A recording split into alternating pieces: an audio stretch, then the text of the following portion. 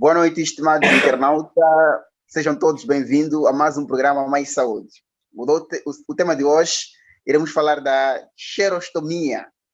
Um nome bem estranho e difícil, não é?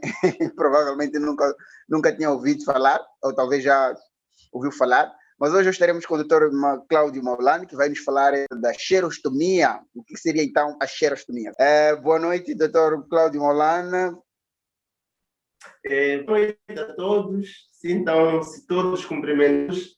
É um prazer estar de volta neste programa para falar deste tema importante, que é a xerostomia. Desejo que todos nós tenhamos bom proveito dele. Então, o convite está todo feito as apresentações. Eu quero pedir ao caro internauta para que possa partilhar esse programa, essa live, possa partilhar, possa comentar, deixe aqui os seus comentários em torno ao longo da abordagem deste tema, porque eu quero acreditar é um tema bastante curioso. E nós, doutor, vamos falar hoje da xerostomia. Doutor, o que seria a xerostomia? Qual é o conceito da xerostomia? Do que estamos a falar? Porque não faço ideia, não faz ideia. O que seria, então, a xerostomia? A xerostomia, vamos procurar descodificar um pouco isso. A xerostomia, em outras palavras, é sensação de boca seca. Então, de forma geral, a xerostomia é uma doença, é um sintoma também de doenças que se caracteriza pela sensação de boca seca, resultante da redução do fluxo ou da quantidade de saliva na cavidade oral. Certo, eu penso que é um tema bastante curioso e muito pouco abordado. Dá para trazermos isso um pouco mais detalhe? Quais seriam os órgãos envolvidos neste processo, neste diagnóstico? Muito bem. Antes mesmo de abordarmos a xerostomia como problema, temos algumas coisas aqui por clarificar. Primeiro, nós produzimos saliva. Todos nós temos essa concepção de que na cavidade oral nós temos saliva. A saliva é um líquido que é produzido em órgãos específicos que chamamos de glândulas salivares. Existem vários tipos de glândulas salivares. Nós podemos dividir em dois grupos, as glândulas salivares maiores e as menores.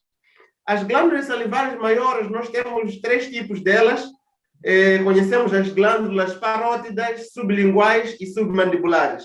São as principais glândulas que produzem a saliva.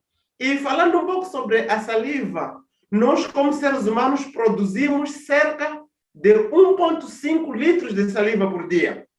E essa produção toda é devido a essas glândulas. Qual é a função da saliva de forma sintética? A digestão, nós sabemos que começa na boca.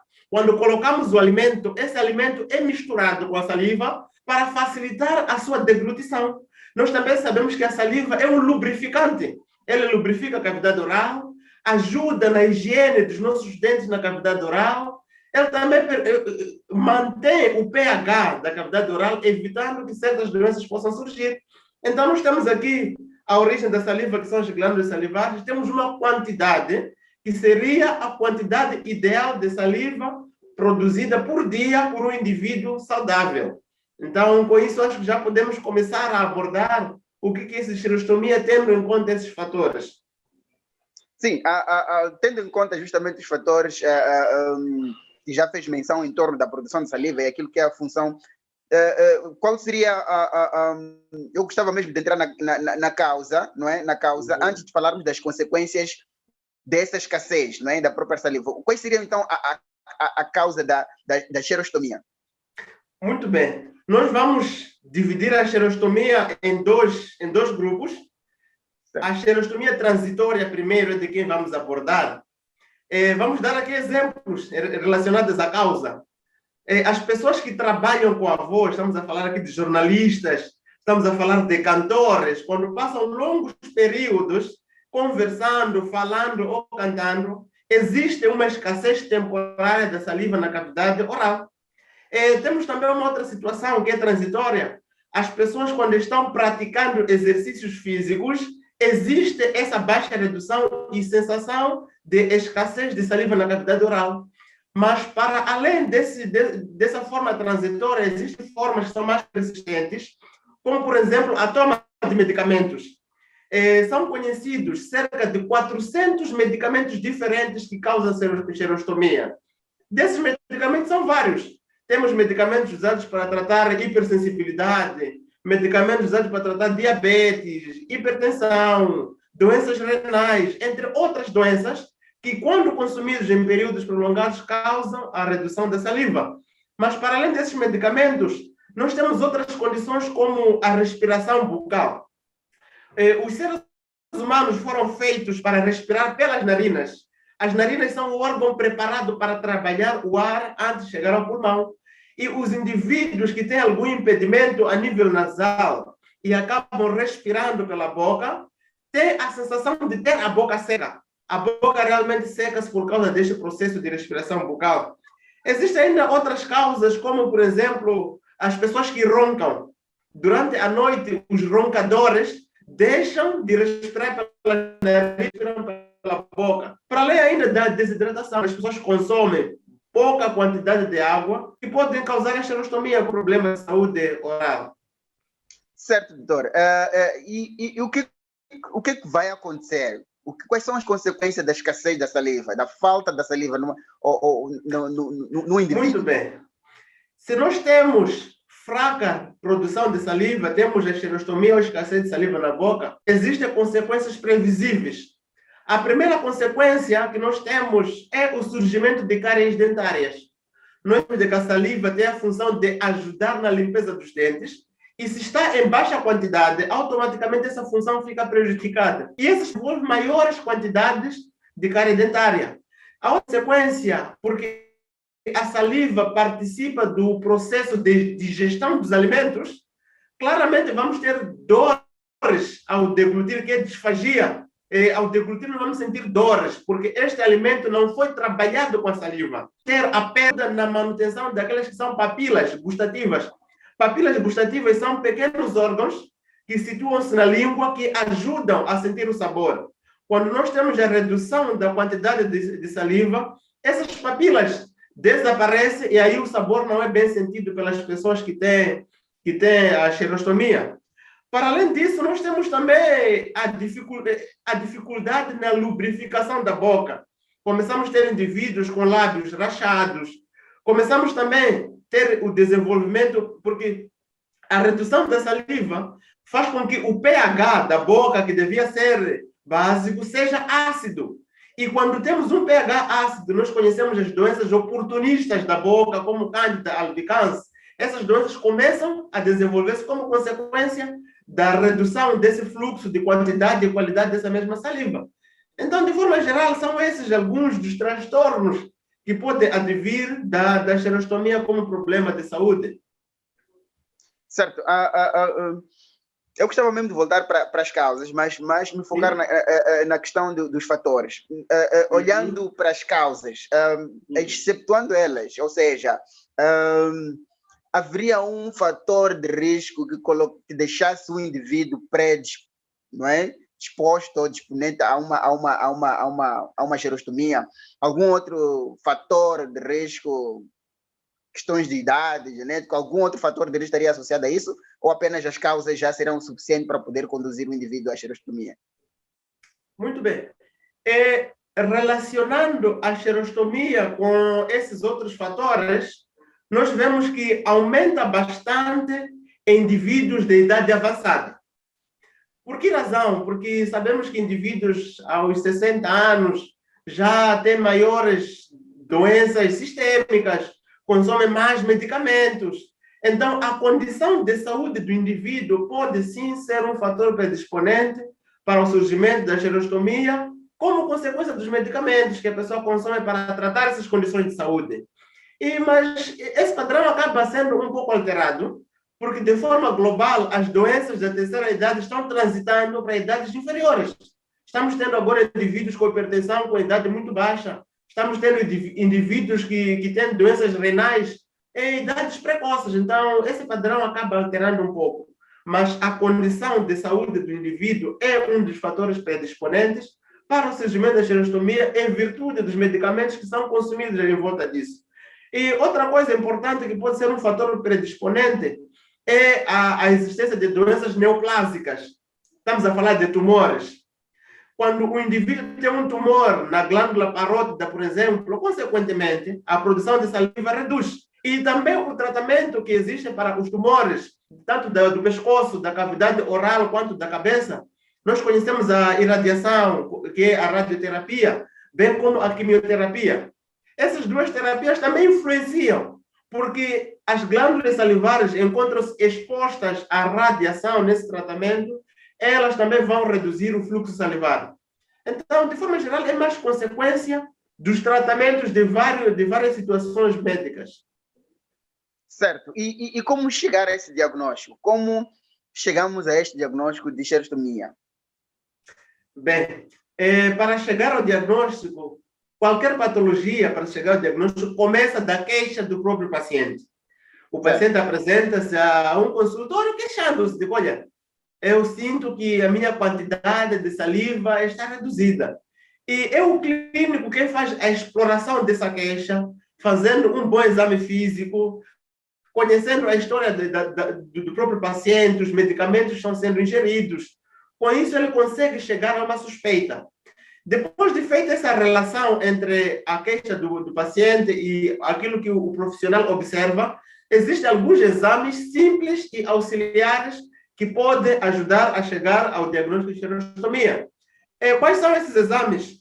Temos, por exemplo, um exame simples e comum, que é o teste do batom. É um exame que pode ser implementado principalmente em mulheres, porque são elas que usam batom com alguma frequência. Então, pede-se ao paciente que aplique o batom nos lábios e depois faça como se fosse lamber os lábios.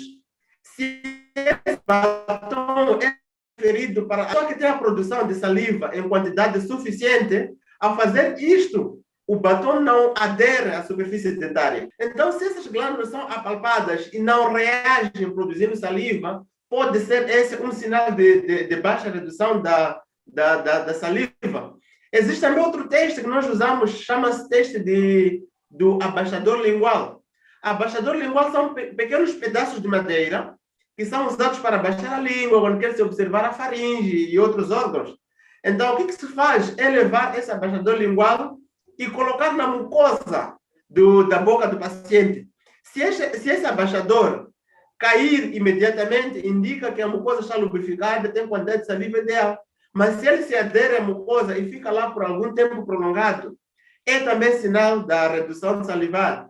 E, por fim, existe também um teste que chama-se cialometria. Cialometria é nada mais do que a medição da quantidade salivar que um indivíduo produz. Nesse teste, de forma específica, o indivíduo é estimulado por intermédio da mastigação de alguma pastilha, mastigação de alguma borracha, a produzir certa quantidade de saliva durante 1 minuto. Então, se esse indivíduo produz quantidade insuficiente de saliva durante 1 minuto, pode-se chegar ao diagnóstico de que esse indivíduo tem baixa produção de saliva por minuto, porque dissemos nós no início que um indivíduo saudável produz 1,5 litros por dia. Por minuto, ele devia produzir pelo menos 1 mililitro de saliva. Então, se ele, sendo estimulado, produz saliva inferior a 1 mililitro de saliva, quer dizer que esse indivíduo tem baixa produção de saliva. Então, são esses alguns testes que podemos usar para chegar a esse diagnóstico de acordo com a queixa do próprio paciente. Certo, tem um teste aqui muito curioso que eu já queria fazer uma provocação aqui, queria lançar o desafio para as mulheres. O teste do batom. Eu penso que eu gostava aqui de pedir às nossas internautas, né, para que o doutor fosse um pouco mais específico neste teste. Quem sabe elas mesmas começam já a tomar essa iniciativa. Elas que possuem o batom nesse momento poderão já fazer um teste bem rápido aqui, deixarem seus comentários dos seus diagnósticos provisórios, né? E a posterior poderão seguir para um consultório médico, mas já gostava de desafiar as minhas internautas para que possam fazer esse teste muito rápido. Quem tiver ali um batom aí perto, por favor, faça-nos esse teste e partilhem aqui o vosso diagnóstico. E vamos perceber quantos nós poderá estar associado a esse diagnóstico da xerostomia. Já o desafio está lançado, nossas internautas, mãos a obras ali para esse teste, que é muito simples, por sinal nós temos o batom mesmo à nossa disposição. Então partilhe o vídeo para alguma amiga, para para que também possa aderir a esse teste bem rápido e vamos lá desmistificar, ou então termos mais aqui a possibilidade de diagnóstico da xerostomia. Doutora, era só uma provocação para nossas internautas, nós vamos avançar agora. Eu gostava de saber se a xerostomia ela tem um tratamento e em que consiste o tratamento. Muito obrigado. Em resposta à sua provocação, nós não aconselhamos os maridos a usarem batons das suas esposas, mas vamos só repisar um pouco em relação, conversando aqui com as nossas internautas. Talvez, em algumas vezes, já observaram suas amigas com um batom vermelho nos dentes. O batom, em vez de estar no lábio, está aderido aos dentes. Então, esse deve ser algum sinal que deve nos chamar a atenção. Então, de forma simples, é só parar de frente de um espelho, passar o batom no lábio superior e inferior e ir lambendo os lábios. Se esse batom sobrar nos dentes desta pessoa, se esse batom aderir aos dentes, é um sinal de alerta. Então, vamos aí aguardar os nossos comentários, depois vamos responder lá nos comentários e vamos orientar os nossos pacientes em relação a isso. Vamos à obra, queridas. Já estava aqui a dar a ordem de serviço aqui do diagnóstico. Vamos à obra, querida. Vamos lá. E nós estamos à espera mesmo desses comentários. Comentem mesmo, façam esse teste, ajudem-nos a ter alguma experiência em torno disto. As nossas internautas já estão, eu quero crer que já estão a partilhar o vídeo, já estão também a proceder a um teste do batom para que a gente possa ter essa experiência, partilhar essa experiência. Sim, doutora, avançando para o tratamento. Ok, então, em relação ao tratamento, eu acho que, de forma geral, o tratamento de todas as enfermidades é muito simples, de forma geral. Retirando a causa da doença, nós conseguimos obter sucesso. Então, em relação à xerostomia, a primeira coisa, se chega-se a um diagnóstico ou a uma suspeita de que é uma xerostomia relacionada ao consumo de medicamento, o dentista interage com o médico do paciente, que o assiste, para estudar a possibilidade de alterar essa medicação. Mas temos casos impossíveis de alterar, porque talvez é a única opção de tratamento, talvez o paciente está a fazer radioterapia, não existe outra alternativa. Nós aí vamos passar para uma fase que é alívio desses sintomas. Então, de forma geral, se, por exemplo, é um jornalista que relata a xerostomia, nós podemos já indicar aqui o consumo frequente de água e a hidratação corporal como forma. A xerostomia relacionada à prática do exercício físico, recomenda-se praticar exercício físico com alguma garrafa de água, indo substituir este líquido. Temos a xerostomia relacionada com a desidratação do corpo todo. Nós sabemos de que essa saliva, para ser produzida, depende do consumo de água. Os fluidos corporais, tipo a urina, o sangue, a saliva, provém de água. Se nós não consumirmos água, não teremos quantidades suficientes desses líquidos. Então, o consumo de água, para além de ser prevenção, é tratamento também. Temos também o caso aqui de pacientes que, por exemplo, usam próteses dentárias. Por usar próteses dentárias, talvez isso pode ser algum estímulo à baixa produção de saliva. Então, é necessário estudar mecanismos de substituição dessas próteses que esses pacientes usam. Então, de forma geral, o tratamento gira em torno disso. Retirar a causa de xerostomia e também usar soluções que possam repor a saliva. Pacientes que, por exemplo, estão a fazer radioterapia por períodos prolongados e têm essa redução de saliva e não existe como interromper a radioterapia, existem soluções que servem para repor a saliva. Da mesma forma como existe lágrima artificial, também existe saliva artificial. Certo. Tocou mesmo na questão de prevenção, porque eu sou mesmo pela prevenção. Eu não quero passar por essa experiência. No meu entender, eu acho que a prevenção, penso que no entender de todos, é mais barata, é mais segura, é melhor, não é? Do que o tratamento. Como é que então seria a prevenção para que eu jamais passe por esse processo, por esse diagnóstico de xerostomia? De que adoecer é um fenômeno rápido, a recuperação é um fenômeno longo e que nunca é completa. Então, por exemplo, se você teve malária, a malária, um dia você pode ter malária, mas a recuperação dele demora 7 dias ou até mais. E a recuperação nunca é completa. Então, vamos aqui nós focarmos um pouco mais na prevenção, porque, como disse o apresentador, é a coisa mais barata, não precisa de nada, precisa apenas de boa disposição. Prevenção, consumir água em quantidades suficientes. Disse aqui 2 litros de água por dia, uma quantidade boa. Mas essa quantidade de água nós devemos relacionar com o peso corporal do indivíduo. Indivíduos mais pesados, indivíduos adultos, devem consumir maiores quantidades de água em relação às crianças. E para além de água, temos outros líquidos, sucos e outras coisas que podemos consumir que ajudam na hidratação do corpo. E para além disso, nós temos aqui o consumo de alimentos saudáveis. Frutos e vegetais estimulam a secreção salivar. Então, nós aconselhamos a consumir esses alimentos. Para além disso, temos também a higiene oral. A higiene oral bem feita, ela retira os restos de alimentos na cavidade oral, deixa a saliva em melhor qualidade, e essa qualidade estimula a produção de mais saliva. Um exemplo, só para frisar aqui, existem pastas dentífricas que dão a sensação de frescura na boca e dão a sensação de ter uma saliva limpa. Isto também é um fator estimulante para a produção de saliva em quantidades suficientes. Então, de forma geral, com hábitos saudáveis, nós conseguimos manter o nosso organismo produzindo quantidades de salivas necessárias. É assim que eu colocaria a prevenção da xerostomia.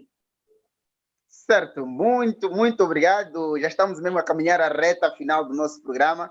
Eu quero convidar o caro internauta para que possa partilhar este vídeo, possa dar o seu like, ajude a divulgar estas informações, esse saber, não é? De forma a melhorar a qualidade de vida do próximo, a qualidade de vida da sociedade. Mas, e só para terminar, qual seria a mensagem que gostava de deixar em torno da xerostomia para os nossos internautas, doutor?